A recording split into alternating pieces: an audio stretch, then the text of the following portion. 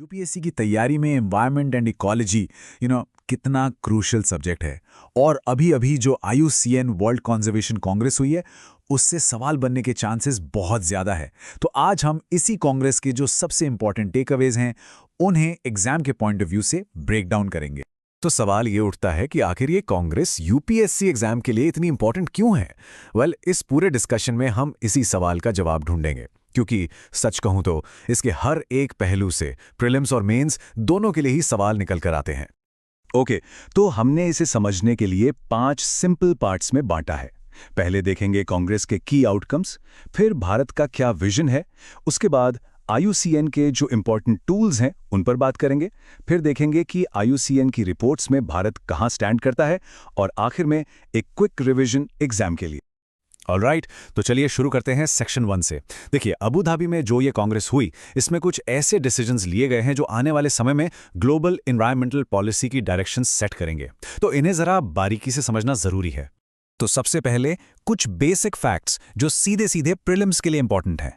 Location Abu Dhabi UAE, frequency हर 4 साल में। और ये है क्या? ये आईयूसीएन की हाईएस्ट गवर्निंग बॉडी है, जिसे मेंबर्स असेंबली भी कहते हैं। ये तीनों पॉइंट्स एकदम नोट कर लीजिए। ओके, अब इस पे ध्यान दीजिए। कांग्रेस ने एक नया 20 ईयर स्ट्रेटेजिक विजन अडॉप्ट किया है। कोट है, unite for nature on the path to 2045। अब इस तरह के जो की फ्रेजेस होते हैं ना, ये मेंस आंसर राइटिंग के लिए गोल्ड माइन है। इन्हें आप इंट्रोडक्शन या कंक्लूजन में यूज करके अपने आंसर का वेट बढ़ा सकते हैं। तो इसे अपने नोट्स में जरूर ऐड कर लीजिए। इस बार कांग्रेस में कुछ लैंडमार्क रेजोल्यूशंस पास हुए हैं। पहली बार just phase out of fossil fuels की बात हुई है। मतलब जीवाश्म ईंधन को बस खत्म नहीं करना, बल्कि एक न्यायसंगत तरीके से खत्म करना है। दूसरा, वाइल्ड एनिमल्स को क्लाइमेट एलाइज के तौर पर रिकॉग्नाइज किया गया। क्या बढ़िया टर्म है। और हाँ, इंडिजिनस पीपल्स एंड नेचर पर पहली वर्ल्ड समिट भी यहीं हुई, जो बायोडाइवर्सिटी में उनकी भूमिका को हाईलाइट करती है। एक और क्विक फैक्ट, आईयूसीएन फैमिली में 100 से ज्यादा नए मेंबर्स जुड़े हैं, जिनमें 6 देश भी शामिल हैं। अब ये नाम ऑब्जेक्टिव टाइप क्वेश्चंस में आ सकते हैं, तो एक नजर डाल लेते हैं। Armenia, Tajikistan, Marshall Islands, Gabon, Tuvalu और जिम्बाब्वे। तो ये तो हुई ग्लोबल बात। अब आते हैं अपने देश पर। देखते हैं कि इंडिया अपने कंजर्वेशन एफर्ट्स को ग्लोबल गोल्स के साथ कैसे अलाइन कर रहा है। और इसकी शुरुआत होती है इंडिया के अपने national red list road map से। यहाँ एक बहुत ज़रूरी बात है, इंडिया के इस रोड मैप के विजन और गोल में फ़र्क समझना। देखिए, विजन जो है वो लॉन्ग टर्म है कि एक nationally coordinated red listing system बनाया जाए। वहीं गोल वो एकदम स्पेसिफिक और टाइम बाउंड है। क्या? 2030 तक फ्लोरा और फौना के लिए national red data books publish करना। और इंडिया का एम्बिशन देखिए, ये गोल कितना बड़ा है। इस रोड मैप के तहत 11,000 स्पीशीज, जी हां, 11,000 प्रजातियों के एक्सटिंक्शन रिस्क का असेसमेंट किया जाएगा। ये नंबर सीधे सीधे 2030 वाले गोल से जुड़ा है। तो इसे इंप्लीमेंट कौन करेगा? इसकी नोडल एजेंसीज कौन हैं? ये हैं जूलॉजिकल सर्वे ऑफ इंडिया यानी ZSI और बोटैनिकल सर्वे ऑफ इंडिया यानी BSI। एग्जाम के लिए ये दोनों नाम बहुत इंपॉर्टेंट है। ओके, अब आते हैं सेक्शन 3 पर। आईयूसीएन जिन टूल्स का इस्तेमाल करता है कंजर्वेशन के लिए, उन्हें समझना कंसेप्चुअली बहुत जरूरी है, खासकर प्रीलिम्स के लिए। तो इस सेक्शन पर थोड़ा ज्यादा ध्यान देते हैं। सबसे पहला और सबसे फेमस टूल है आईयूसीएन रेड लिस्ट। 1964 से चली आ रही ये लिस्ट बेसिकली दुनिया भर की स्पीशीज का कंजर्वेशन स्टेटस बताती है। एक्सटिंक्शन रिस्क के आधार पे स्पीशीज को 9 कैटेगरीज में बांटा जाता है, एक्सटिंक्ट से लेकर लीस्ट कंसर्न तक। अब इसके साथ एक और टूल है जो नया है, आईयूसीएन ग्रीन स्टेटस। ये रेड लिस्ट को कॉम्प्लीमेंट करता है। ये क्या मापता है? ये मापता है स्पीशीज की रिकवरी और हमारे कंजर्वेशन एक्शंस कितने सक्सेसफुल रहे हैं। बेसिकली ये बताता है कि कोई स्पीशीज पूरी तरह से इकोलॉजिकली फंक्शनल होने से कितना दूर है। और यहीं पर एग्जाम में एक प्रीलिम्स ट्रैप बन सकता है। रेड लिस्ट और ग्रीन स्टेटस के बीच का फर्क बिल्कुल साफ होना चाहिए। तो एक बार फिर, रेड लिस्ट क्या बताती है? Risk of extinction. सवाल है, how close is a species to extinction. और ग्रीन स्टेटस क्या बताता है? Species recovery. सवाल है, how far is a species from full recovery. ये डिस्टिंक्शन एब्सोल्युटली क्रिटिकल है। ठीक है, तो हमने टूल्स समझ लिए। अब देखते हैं कि इन टूल्स को यूज करके इंडिया के बारे में हाल की रिपोर्ट्स क्या कहती हैं। मतलब ग्राउंड रियलिटी क्या है। तो लेटेस्ट अपडेट में 12 इंडियन बर्ड स्पीशीज का स्टेटस चेंज हुआ है। कुछ एग्जाम्पल्स देखते हैं। इंडियन रोलर मतलब अपना नीलकंठ, वो लीस्ट कंसर्न से खिसक कर अब नियर थ्रेटेंड हो गया है। ये चिंता की बात है। इसी तरह long build grass hopper warbler वो वल्नरेबल से एंडेंजर्ड कैटेगरी में पहुंच गया है।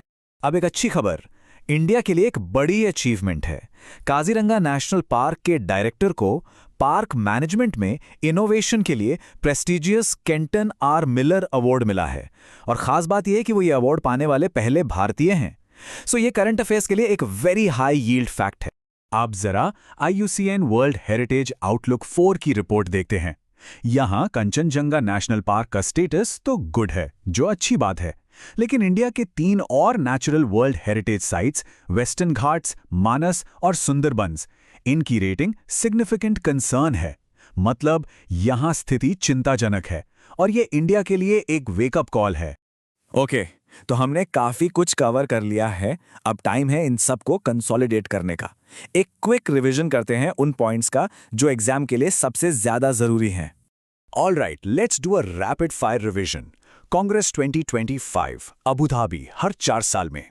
New vision, unite for nature on the path to 2045। की रेजोल्यूशंस, फॉसिल फ्यूल्स का जस्ट फेज आउट और वाइल्ड एनिमल्स को क्लाइमेट एलाइज का दर्जा। इंडिया का गोल 2030 तक national red data books by ZSI and BSI। Red list versus green status, extinction risk versus recovery, ये फर्क याद रखना है। इंडियन रोलर का नया स्टेटस नियर थ्रेटेंड। और वर्ल्ड हेरिटेज साइट्स में कंसर्न कहाँ है? वेस्टर्न घाट्स, मानस और सुंदरबांस। और जाते जाते मेंस के लिए एक थॉट प्रोवोकिंग क्वेश्चन। इंडिया का टारगेट है 2030 तक 11,000 स्पीशीज का असेसमेंट करना। सोचिए, इस एम्बिशियस गोल को अचीव करने में इंडिया को एडमिनिस्ट्रेटिव और साइंटिफिक लेवल पर क्या-क्या चैलेंजेस फेस करने पड़ सकते हैं? इस सवाल पर जरूर सोचिएगा।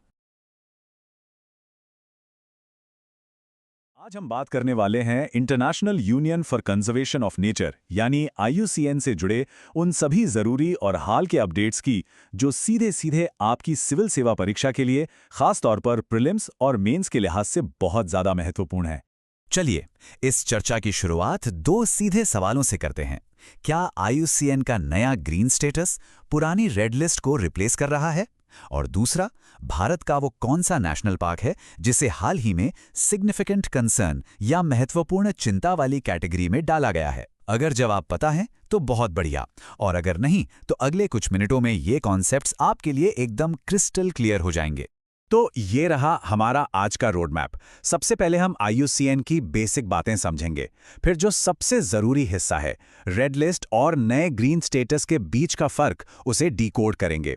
इसके बाद हम भारत के हेरिटेज साइट्स का हाल देखेंगे, जानेंगे कि दुनिया में भारत की लीडरशिप कैसे बढ़ रही है, और हाँ, आखिर में परीक्षा के लिए क्विक रिवीजन भी करेंगे। तो चलिए शुरू करते हैं पहले खंड से। सबसे पहली बात, ये IUCN आखिर है क्या? देखिए, आसान भाषा में समझिए तो ये प्रकृति और उसके संसाधनों को बचाने के लिए काम करने वाली दुनिया की सबसे बड़ी और सबसे पुरानी ग्लोबल संस्था है।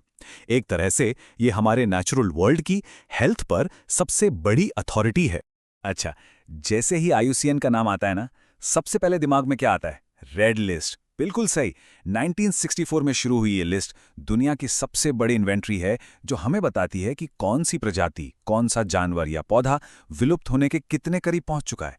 इसका एक ही और सिर्फ एक ही फोकस है, एक्सटिंक्शन का रिस्क। अब आते हैं इस पूरे विश्लेषण के सबसे जरूरी हिस्से पर।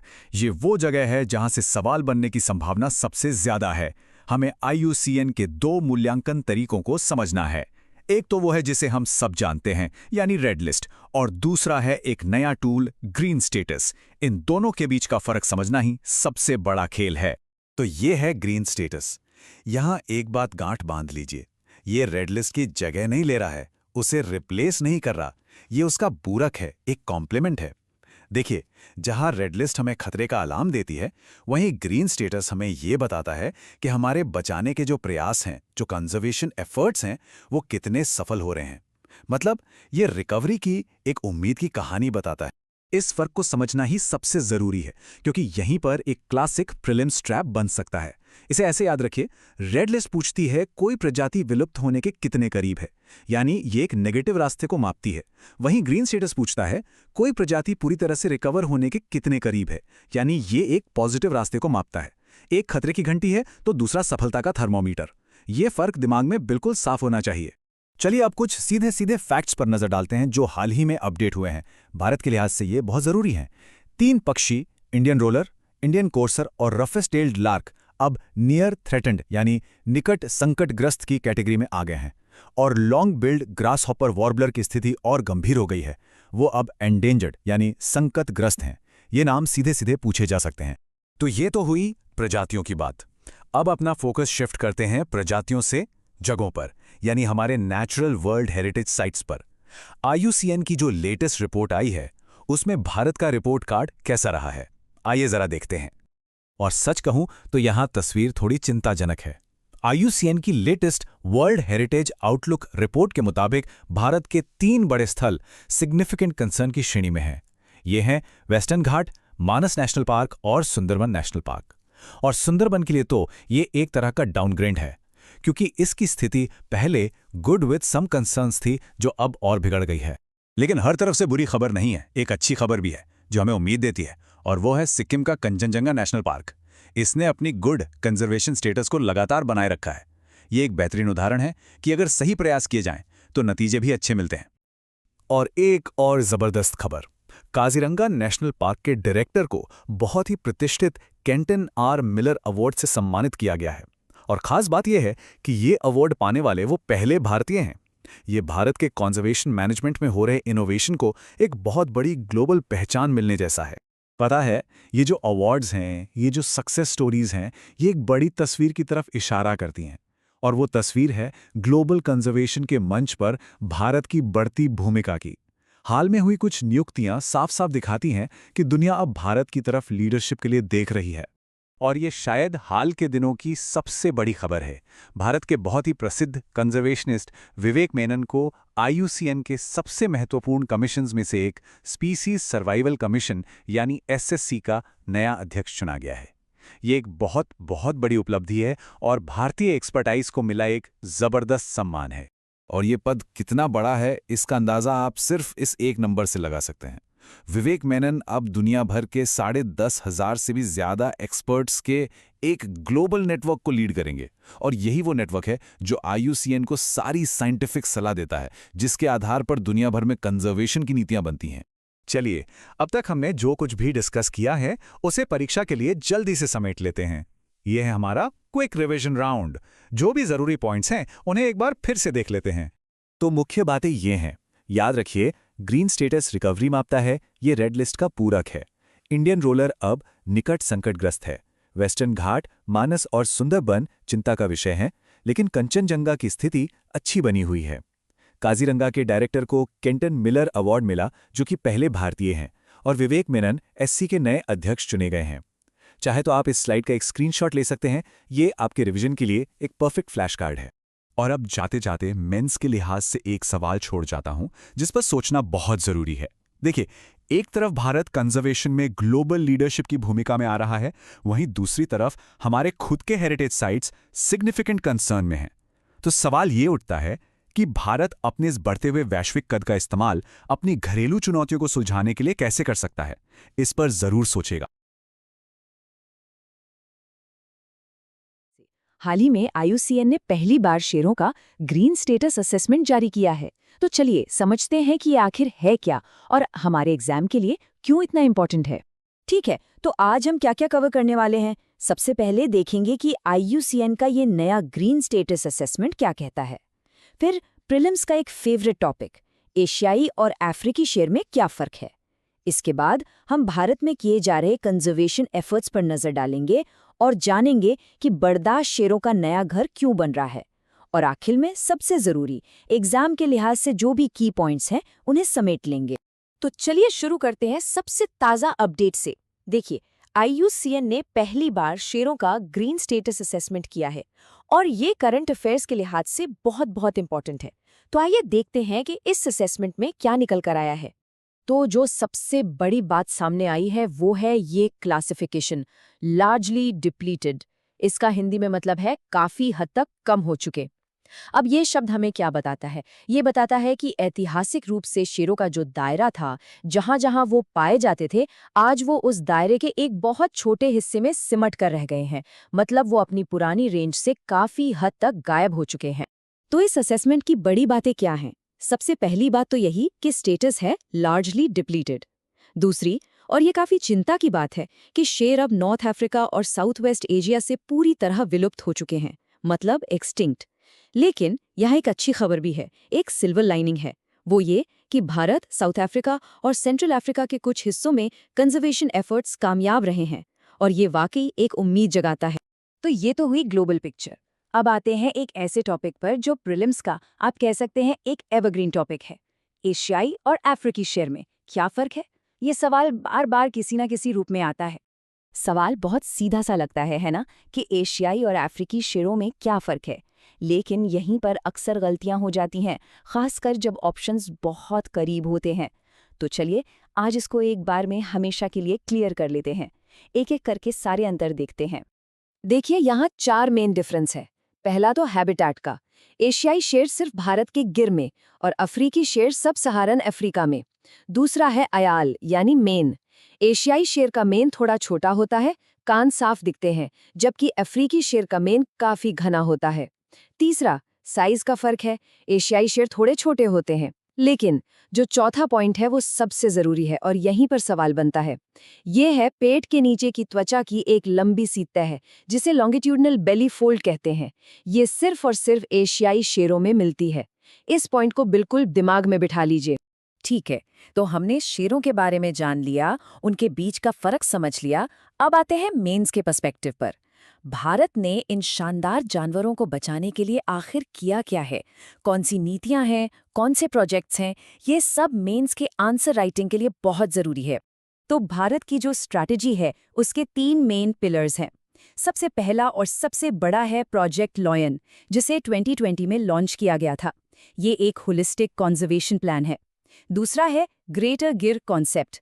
इसका मकसद है कि शेरों को सिर्फ गिर के जंगल तक ही सीमित न रखा जाए, बल्कि उनके हैबिटेट को आसपास के इलाकों जैसे गिरनार, पनिया तक फैलाया जाए।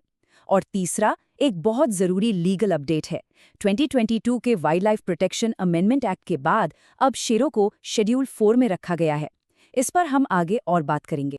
अब बात करते हैं एक स्पेसिफिक लोकेशन की, जो मैप बेस्ड क्वेश्चंस के लिए बहुत जरूरी हो जाती है। ये जगह है बरदा वाइल्ड लाइफ सेंचुरी। इस साल के प्रीलिम्स के लिए ये नाम बहुत हॉट टॉपिक हो सकता है। तो सवाल ये उठता है कि शेरों के लिए दूसरे घर की जरूरत ही क्यों पड़ी? सोचकर देखिए, अगर पूरी की पूरी आबादी सिर्फ एक ही जगह यानी गिर में कॉन्सेंट्रेटेड रहेगी तो कितना बड़ा रिस्क है।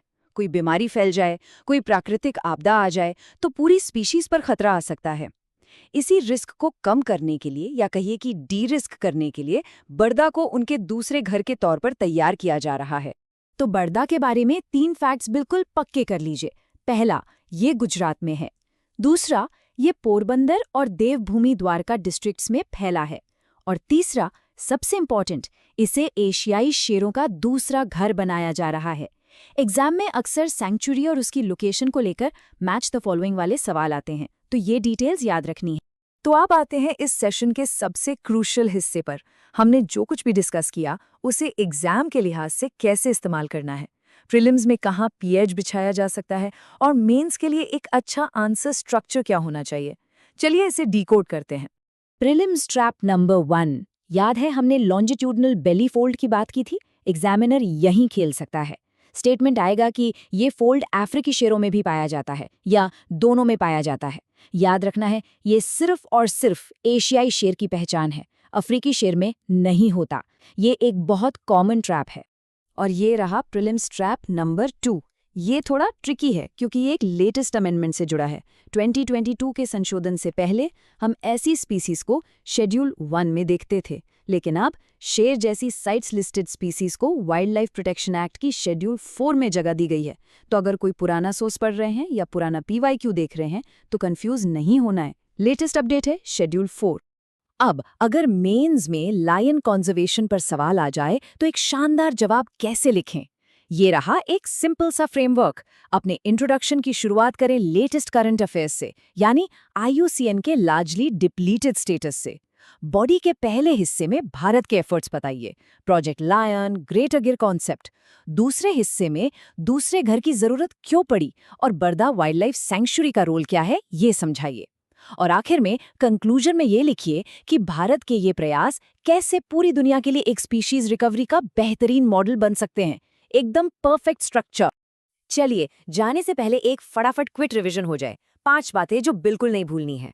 पहला, IUCN स्टेटस लार्जली डिप्लीटेड। दूसरा, एशियाई शेर की पहचान, पेट पर लॉन्जिट्यूडनल फोल्ड। तीसरा, भारत का main program project lion 2020।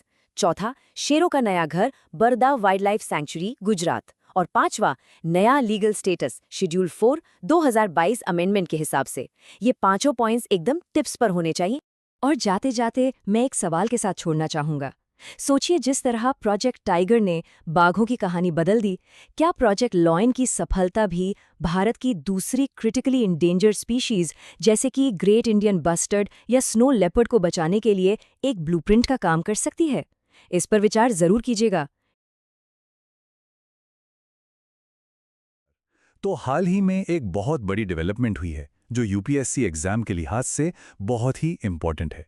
Bharat के कोल्ड डेजर्ट बायोस्फीयर रिजर्व को यूनेस्को के world network of biosphere reserves में शामिल कर लिया गया है। अब ये क्यों ज़रूरी है और इससे जुड़े कौन-कौन से फैक्ट्स आपके एग्जाम के लिए काम आ सकते हैं, आइए इस विश्लेषण में हम इन्हीं सब सवालों के जवाब ढूंढते हैं। तो इस पूरे टॉपिक को अच्छी तरह से समझने के लिए हमने अपनी चर्चा को 5 हिस्सों में बांटा है। हम शुरू करेंगे करंट कॉन्टेक्स्ट से, फिर MAB और WNBR जैसे बेसिक कॉन्सेप्ट्स को समझेंगे। इसके बाद हम देखेंगे कि किसी साइट को ये दर्जा मिलता कैसे है, फिर खास तौर पर कोल्ड डेजर्ट की इकोलॉजी और कल्चर पर फोकस करेंगे, और आखिर में एग्जाम के लिए सभी इंपॉर्टेंट पॉइंट्स का एक क्विक रिवीजन करें। तो चलिए सबसे पहले उस खबर से शुरू करते हैं जिसकी वजह से ये सारा टॉपिक चर्चा में है और जो हमारे विश्लेषण का स्टार्टिंग पॉइंट भी है।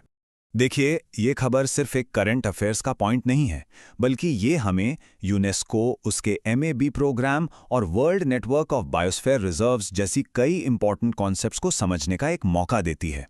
और साथ ही ये हमें भारत के कोल्ड डेजर्ट की यूनिक इकोलॉजी और कल्चर को जानने के लिए भी इंस्पायर करती है। तो यहीं से हमारी गहरी पड़ताल शुरू होती है। तो चलिए, आगे बढ़ने से पहले 2 बहुत इंपॉर्टेंट टर्म्स हैं जिन्हें समझना जरूरी है, MAB प्रोग्राम और WNBR। आखिर ये हैं क्या? तो MAB यानी man and the biosphere programme इस पूरे स्ट्रक्चर की कह सकते हैं नींव है। इसे 1971 में यूनेस्को ने शुरू किया था। ये एक इंटर गवर्नमेंटल साइंटिफिक प्रोग्राम है जिसका मेन पर्पस विज्ञान के आधार पर इंसानों और उनके एनवायरनमेंट के बीच के रिश्ते को बेहतर बनाना है। अब इनकी टाइमलाइन समझना बहुत ज़रूरी है क्योंकि यहाँ से सवाल बन सकता है।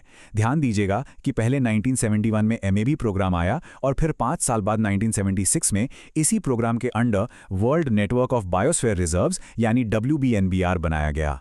तो एग्जाम में इन दोनों तारीखों को लेकर कोई कन्फ्यूजन नहीं होना चाहिए, पहले MAB फिर WBNBR। तो ये नेटवर्क कितना बड़ा है, इसका अंदाज़ा आप इस नंबर से लगा सकते हैं। पूरी दुनिया में 785 ऐसी साइट्स हैं जो इस नेटवर्क का हिस्सा हैं। और भारत की बात करें तो यह हमारे लिए एक बड़ी उपलब्धि है। कोल्ड डेजर्ट को मिलाकर अब भारत के कुल 13 बायोस्फीयर रिजर्व्स इस ग्लोबल नेटवर्क का हिस्सा बन गए हैं। ये नंबर प्रीलिम्स के लिए डायरेक्टली इंपॉर्टेंट है, याद रखेगा। अच्छा, यहाँ एक बहुत ही यूनिक और इंटरेस्टिंग फैक्ट है जो ऑब्जेक्टिव क्वेश्चंस में आ सकता है। सेंट्रल अफ्रीका का एक छोटा सा आइलैंड नेशन है साओ टॉम और प्रिंसिपे। ये दुनिया का इकलौता ऐसा देश है जिसका पूरा एरिया ही एक बायोस्फीयर रिजर्व है। तो सवाल ये उठता है कि किसी साइट को ये स्टेटस मिलता कैसे है, क्या प्रोसेस है इसका। चलिए अब उस प्रक्रिया, नियमों और गवर्नेंस को समझते हैं जो इसके पीछे काम करते हैं। प्रोसेस काफ़ी स्ट्रेट फॉरवर्ड है, 3 स्टेप्स में होता है। सबसे पहले राज्य सरकार एक साइट का प्रपोजल देती है, फिर MAB की जो इंटरनेशनल काउंसिल है वो उस प्रपोजल को इवैल्यूएट करती है, और आखिर में यूनेस्को के डायरेक्टर जनरल उसे फाइनल अप्रूवल देते हैं। अब आता है एक बहुत ही क्रूशल सवाल, और ये अक्सर प्रीलिम्स में एक ट्रैप क्वेश्चन की तरह पूछा जाता है। क्या यूनेस्को से डेजिग्नेशन मिलने के बाद देश उस साइट पर अपना कंट्रोल खो देता है? तो इसका जवाब है एक बड़ा और साफ नहीं। ये पॉइंट बिल्कुल क्लियर होना चाहिए। डेजिग्नेशन के बावजूद ये सभी साइट्स पूरी तरह से, आई रिपीट, पूरी तरह से देश के सॉवरेन कंट्रोल में ही रहती हैं। यूनेस्को इन पर कब्जा नहीं करता। लेकिन हाँ, इसका मतलब ये नहीं कि कोई अकाउंटेबिलिटी नहीं है। एक प्रॉपर रिव्यू सिस्टम है। हर 10 साल में इन साइट्स के मैनेजमेंट का असेसमेंट होता है, और अगर कोई रिजर्व तय स्टैंडर्ड्स को पूरा नहीं कर पाता तो यूनेस्को के पास उसका दर्जा वापस लेने का भी अधिकार है। ठीक है, तो अब तक हमने सारे कॉन्सेप्ट समझ लिए। अब चलिए इन्हें अप्लाई करते हैं हमारे केस स्टडी पर, यानी भारत के कोल्ड डेजर्ट पर, और इस अमेजिंग जगह को थोड़ा और करीब से जानते हैं। पहला सवाल तो यही है कि इसे कोल्ड डेजर्ट यानी शीत मरुस्थल कहते क्यों हैं? इसके पीछे 2 मेन ज्योग्राफिकल रीजंस हैं। पहला, ये हिमालय के रेन शैडो एरिया में है, मतलब मॉनसून की हवाएं ऊंचे पहाड़ों की वजह से यहां तक पहुंच ही नहीं पाती, इसलिए बारिश बहुत कम होती है। और दूसरा रीजन है इसकी बहुत ज्यादा ऊंचाई, जिसकी वजह से यहां का मौसम ठंडा, कठोर और शुष्क रहता है। अब इस बायोस्फीयर रिजर्व के अंदर भी कई इंपॉर्टेंट प्रोटेक्टेड एरियाज आते हैं, जैसे pin valley national park, Chandratal, Sarchu और किब्बर वाइल्ड लाइफ सैंक्चुरी। ये नाम मैच द फॉलोइंग टाइप के क्वेश्चंस के लिए बहुत इंपॉर्टेंट हो जाते हैं। और यहाँ की वाइल्ड लाइफ वो तो और भी यूनिक है। ये घर है इलूसिव स्नो लेपर्ड का, जो इस हाई एल्टीट्यूड इकोसिस्टम का टॉप प्रेडेटर है। इसके अलावा यहाँ हिमालयन आइबैक्स, भरल यानी ब्लू शीप और शानदार गोल्डन ईगल जैसे कई रेयर जानवर भी मिलते हैं, जो इस मुश्किल एनवायरनमेंट में रहने के लिए अडेप्टेड हैं। ये जगह सिर्फ नेचर के बारे में नहीं है, ये कल्चर का भी एक जीता जागता हब है। यहाँ की बुद्धिस्ट कल्चर, यहाँ के गोम्पास और मठ इसकी पहचान है। और ये जानना भी बहुत इंटरेस्टिंग है कि लद्दाख का बौद्ध जाप पहले से ही यूनेस्को की इंटेंजिबल कल्चरल हेरिटेज लिस्ट में शामिल है। चलिए अब आते हैं इस डिस्कशन के सबसे क्रूशियल पार्ट पर, जो सीधे सीधे एग्जाम रिवीजन के लिए बनाया गया है। यहाँ हम वो सारे हाई यील्ड फैक्ट्स और की पॉइंट्स कंसोलिडेट करेंगे जो प्रीलिम्स और मेंस दोनों के लिए ज़रूरी हैं, ताकि आप इन्हें आसानी से याद रख सकें। तो इस रिवीजन टेबल पर फोकस करते हैं। पहला पॉइंट MAB 1971 में आया, ये प्रोग्राम है, और WNBR 1976 में, ये नेटवर्क है। क्रोनोलॉजी याद रखिएगा। दूसरा, और ये सबसे बड़ा ट्रैप है, सॉवरेनिटी हमेशा देश के पास रहती है, यूनेस्को कंट्रोल नहीं लेता। तीसरा पॉइंट ज्योग्राफी से जुड़ा है। कोल्ड डिजर्ट की जलवायु के 2 कारण हैं, रेन शैडो इफेक्ट और हाई एल्टीट्यूड। चौथा, यहाँ के मेन एनिमल्स, खासकर स्नो लेपर्ड और हिमालयन आइबैक्स के नाम याद रखने हैं। और पांचवा, इस एरिया के एनवायरनमेंट और कल्चर के बीच का गहरा लिंक, जिसका बेस्ट एग्जाम्पल है लद्दाख का बौद्ध जाप।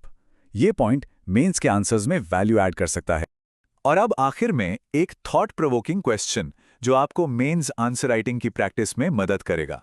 जरा सोचिए कि कोल्ड डेजर्ट जैसी जगहें बायोडाइवर्सिटी कंजर्वेशन और कल्चरल हेरिटेज दोनों को एक साथ बचाने के लिए एक इफेक्टिव मॉडल कैसे बन सकती हैं। इस पर विचार जरूर कीजिएगा।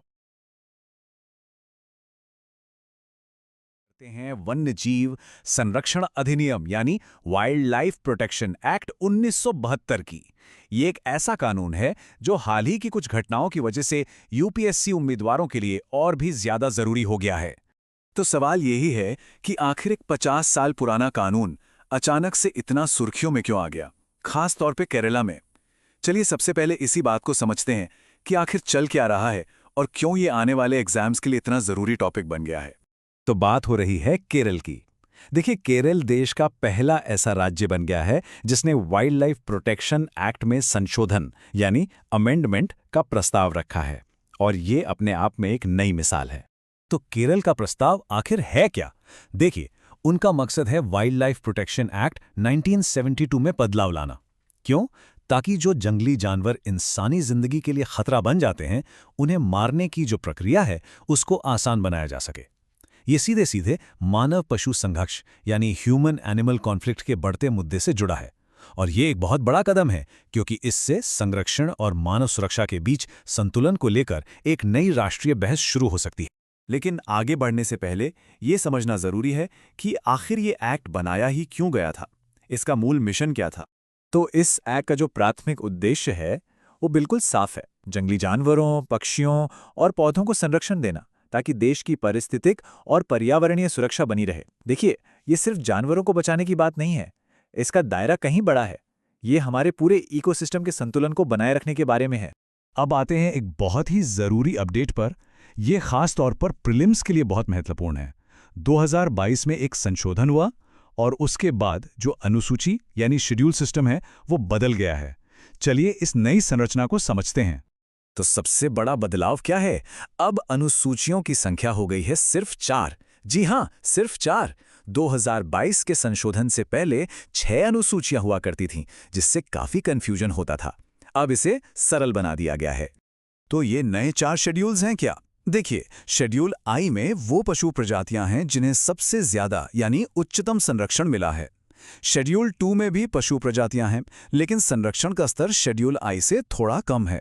फिर आता है शेड्यूल 3, जिसमें संरक्षित पौधों की प्रजातियां हैं, और आखिर में शेड्यूल 4, जिसमें साइट्सबद्ध सूचीबद्ध प्रजातियां हैं।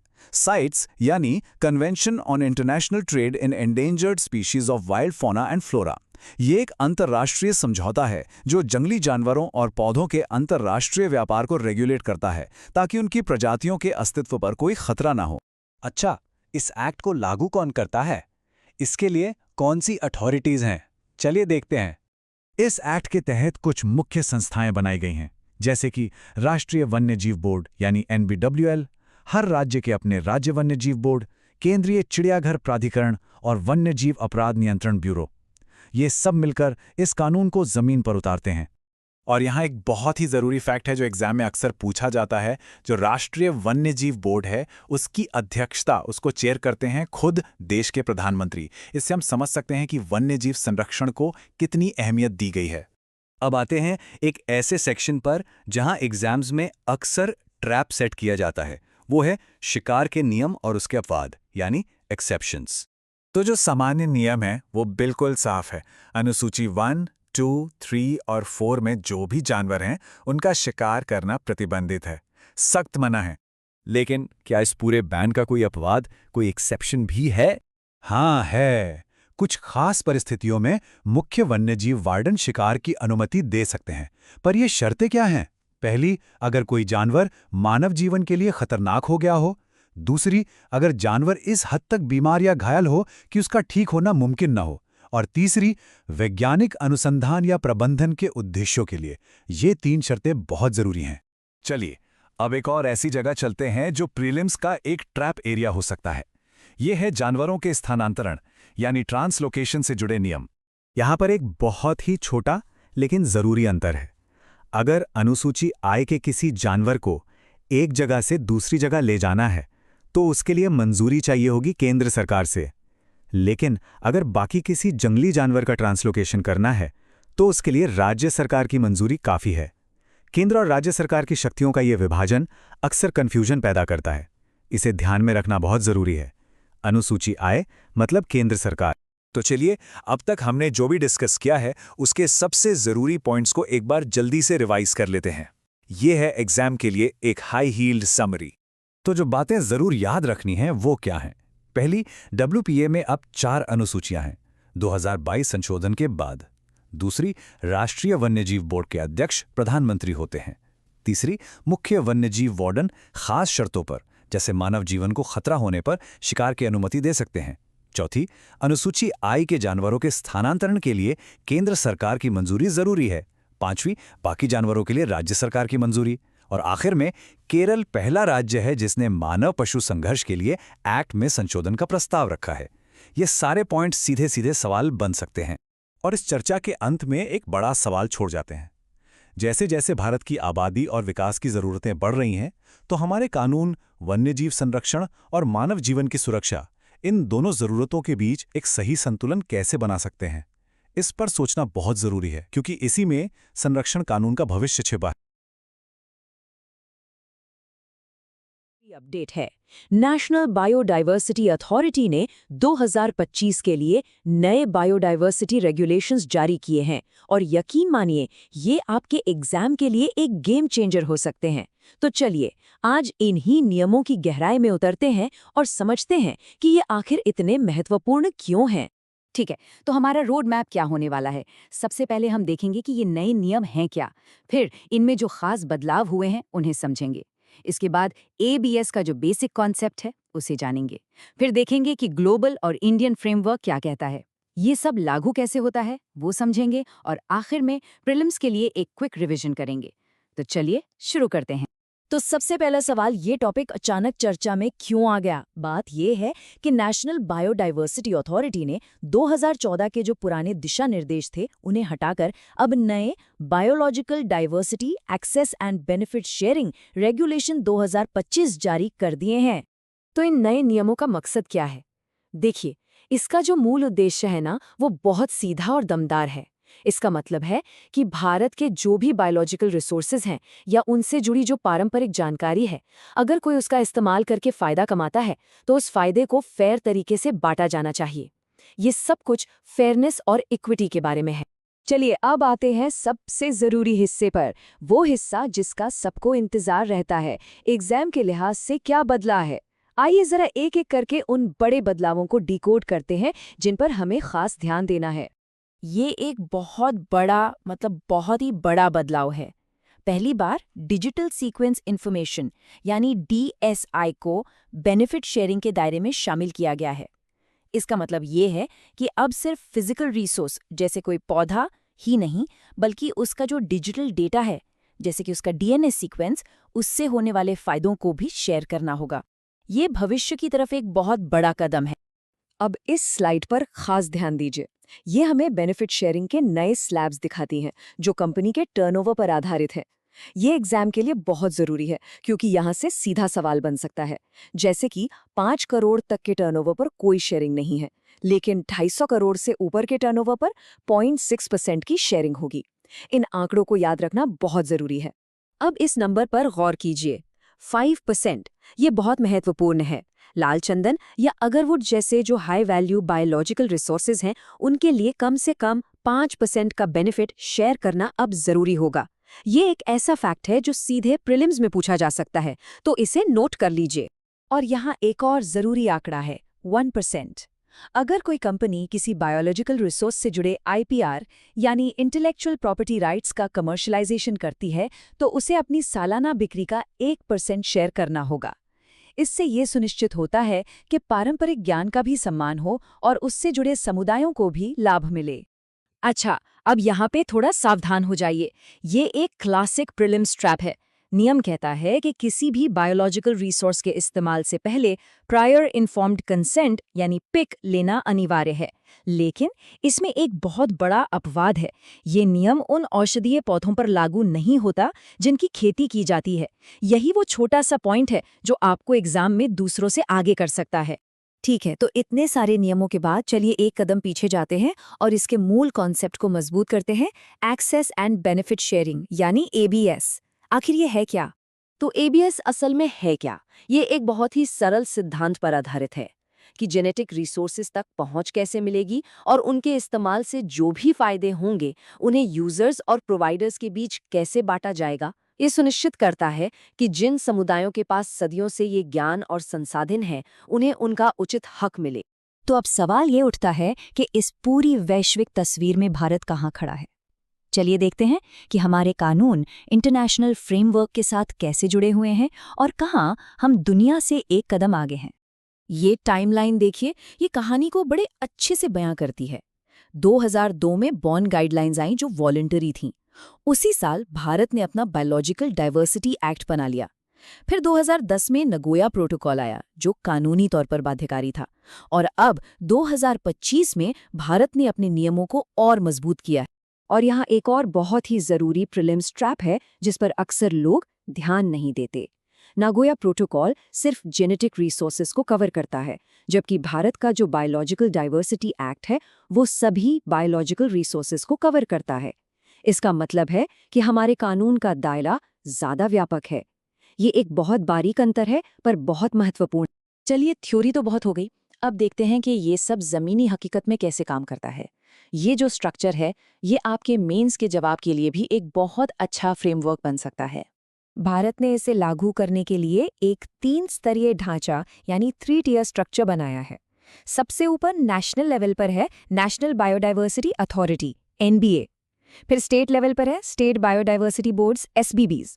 और सबसे ग्रास रूट लेवल पर है बायोडाइवर्सिटी मैनेजमेंट कमिटीज, BMCs। सिर्फ नियमों की बात करने से अच्छा है कि एक असली दुनिया का उदाहरण देखें। केरल की कानी जनजाति की कहानी इसका एक क्लासिक केस स्टडी है। उन्होंने आरोग्य पाचा पौधे के बारे में अपना पारंपरिक ज्ञान शेयर किया, जिससे जीवनी नाम की एक दवा बनी और बदले में उन्हें मुनाफे में हिस्सेदारी मिली। ये ABS का एक जीता जागता सबूत है। ठीक है, हमने काफी कुछ कवर कर लिया है। अब उन सभी जरूरी पॉइंट्स को एक जगह इकट्ठा करके फटाफट रिवाइज करते हैं। ये प्रीलिम्स से ठीक पहले आपके बहुत काम आएगा। ये स्लाइड समझिए आपकी फाइनल चीट शीट है। 2025 के नियम 2014 की जगह आए हैं। DSI को अब शामिल किया गया है। PIC का अपवाद याद रखना है। टर्नओवर के स्लैब 5% वाला नियम और IPR का 1%, ये सब बिल्कुल याद होना चाहिए। साथ ही हमारा एक्ट नगोया से ज्यादा व्यापक है और 3 टियर बॉडी है। इसका स्क्रीनशॉट ले लीजिए या इसे कहीं लिख लीजिए। तो आखिर में सिर्फ रटने रटाने से आगे बढ़कर एक सवाल पर सोचते हैं।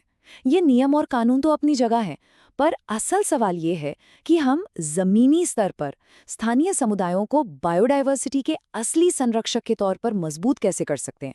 इस पर सोचिएगा जरूर, क्योंकि यही वो एनालिटिकल थिंकिंग है जो आपको मेंस और इंटरव्यू में मदद करेगी।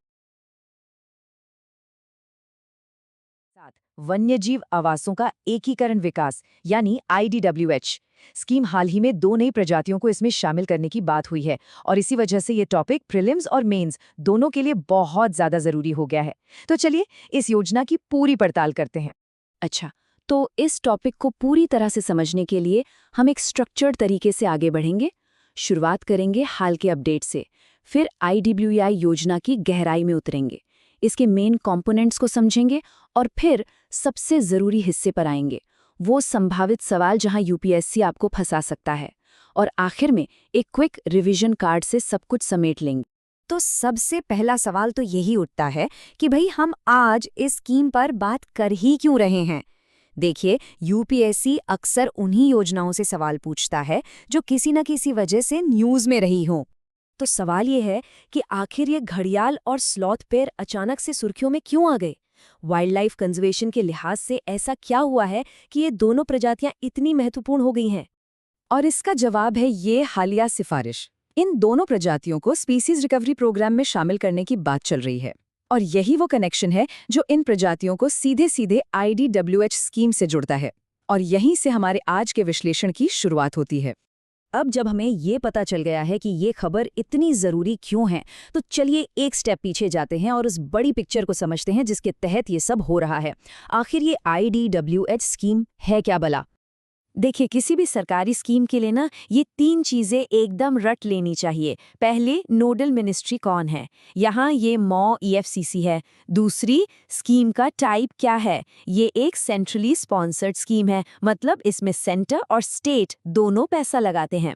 और तीसरी, इसका मेन मकसद क्या है, वाइल्ड लाइफ कंजर्वेशन। ये तीनों ही सीधे सीधे प्रीलिम्स में सवाल बन सकते हैं। अब ये जो शब्द है ना, केंद्र प्रायोजित योजना, इसको समझना बहुत जरूरी है। इसका सीधा सा मतलब ये है कि पैसा तो सेंटर और स्टेट मिलकर देंगे, लेकिन जमीन पर काम करने की, यानी इसे लागू करने की जिम्मेदारी राज्यों की होगी। ये मॉडल सेंटर स्टेट रिलेशन और गवर्नेंस के लिए बहुत अहम है, इसलिए ये प्रीलिम्स और मेंस दोनों के लिए एक हॉट टॉपिक है।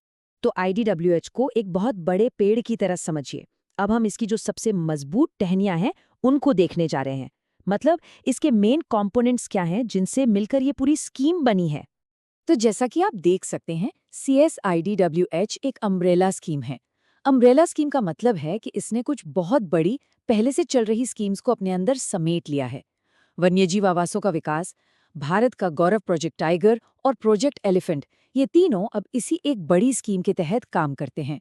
इससे होता यह है कि कंजर्वेशन के प्रयासों में एक बेहतर तालमेल बनता है।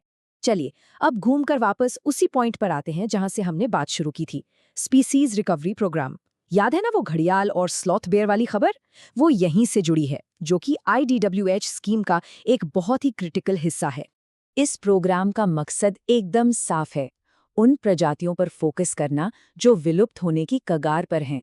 ये एक तरह से वन्य जीवों के लिए एक ICU जैसा है, जहां सबसे ज्यादा खतरे में पड़ी प्रजातियों को बचाने के लिए स्पेशल एफर्ट्स किए जाते हैं। ये नंबर 22, इसको दिमाग में बिठा लीजिए। फिलहाल इस प्रोग्राम के तहत 22 प्रजातियों को शामिल किया गया है।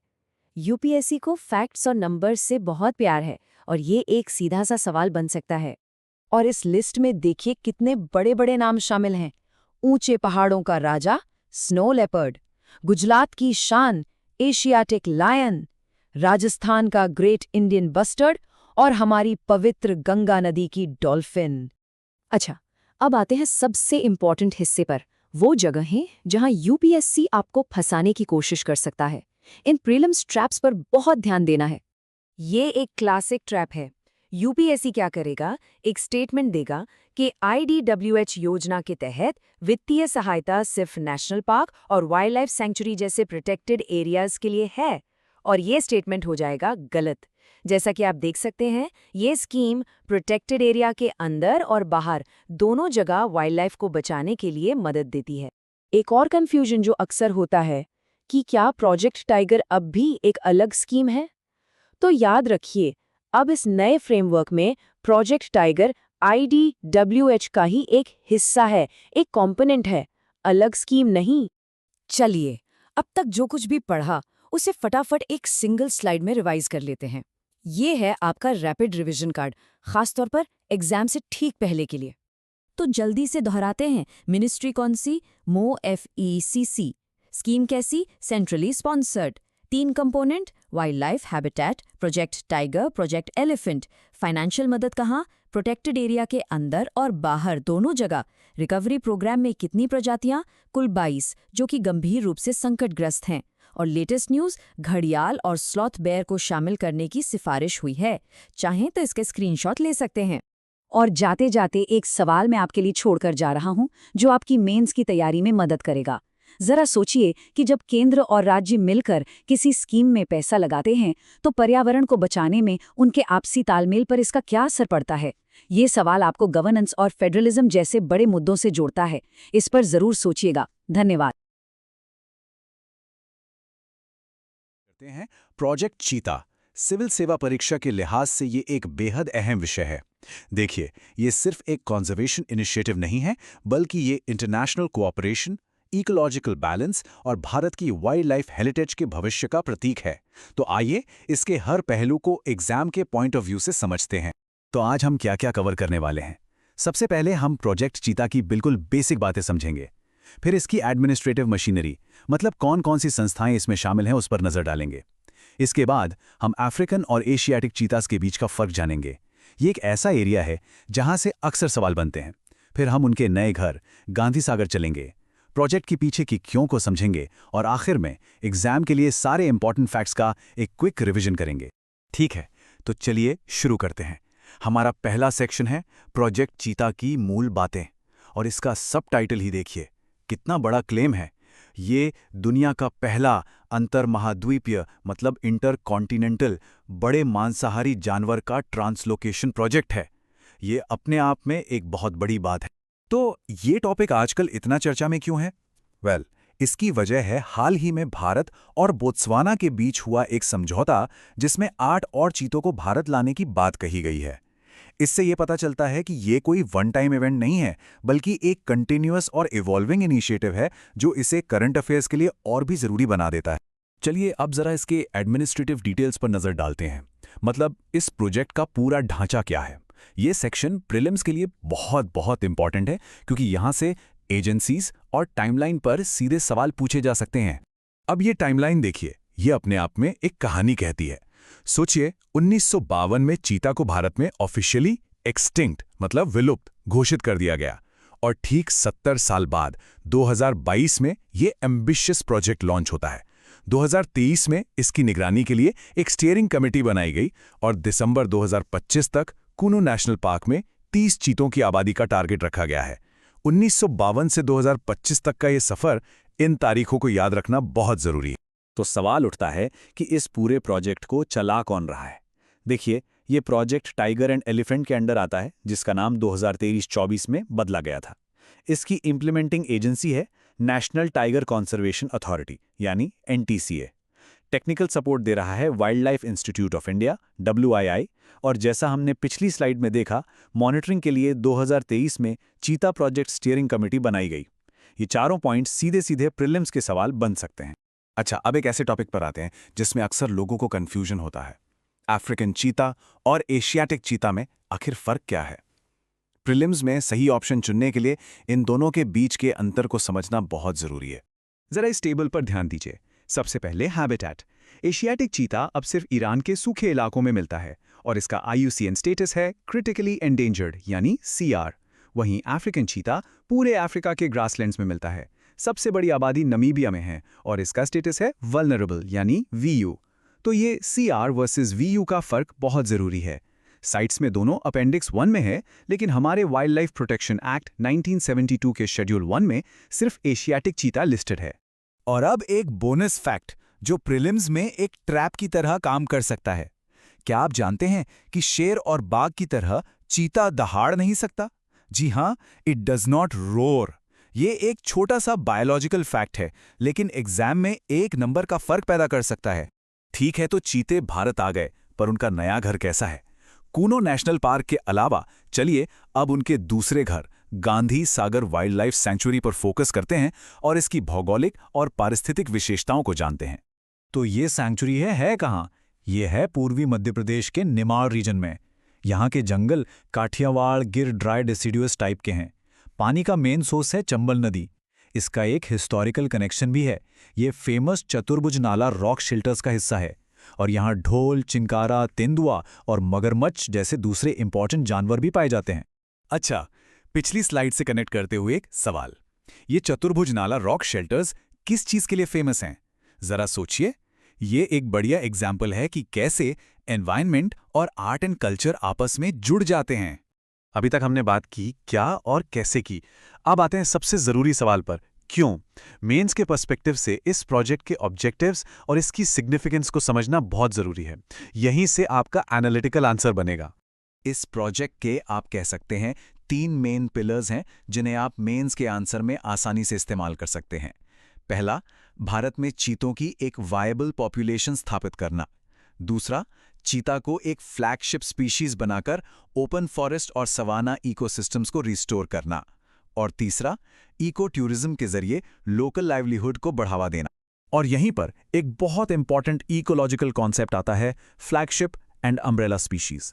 देखिए, चीता एक कैरिस्मेटिक स्पीशीज है। जब हम चीते को बचाने के लिए सपोर्ट और अवेयरनेस बढ़ाते हैं तो हम असल में उस पूरे हैबिटेट को बचा रहे होते हैं, और ऐसा करने से उस इकोसिस्टम में रहने वाली दूसरी कम फेमस स्पीशीज भी अपने आप प्रोटेक्ट हो जाती हैं। यही है अम्ब्रेला स्पीशीज के कंजर्वेशन की असली पावर। चलिए, अब तक हमने जो कुछ भी डिस्कस किया उसे फटाफट रिवाइज कर लेते हैं। ये सेक्शन लास्ट मिनट रिवीजन के लिए एकदम परफेक्ट है, जहां सारे की फैक्ट्स एक जगह मिल जाएंगे। ये वो फैक्ट्स हैं जो आपको बिल्कुल पता होने चाहिए। Extinction year 1952, reintroduction 2022, implementing agency NTCA, habitats Kuno और गांधी सागर दोनों मध्य प्रदेश में, एशियाटिक चीता का IUCN status critically endangered, African cheetah का vulnerable, source countries Namibia, Botswana, south Africa. और यूनिक फैक्ट, ये दुनिया का सबसे तेज जमीनी जानवर है और ये दहाड़ता नहीं है। मान लीजिए ये आपका फाइनल फ्लैश कार्ड। और आखिर में एक सवाल जिसके साथ मैं आपको छोड़ना चाहता हूं। एक टॉप प्रेडेटर जैसे चीता, इसकी वापसी अगले 10 सालों में भारत के ग्रासलैंड इकोसिस्टम्स और कंजर्वेशन पॉलिसीज को कैसे बदल सकती है? ये कोई फैक्ट बेस्ड सवाल नहीं है। ये एक एनालिटिकल क्वेश्चन है जो मेंस में आपकी अंडरस्टैंडिंग को टेस्ट कर सकता है। इस पर जरूर सोचिएगा।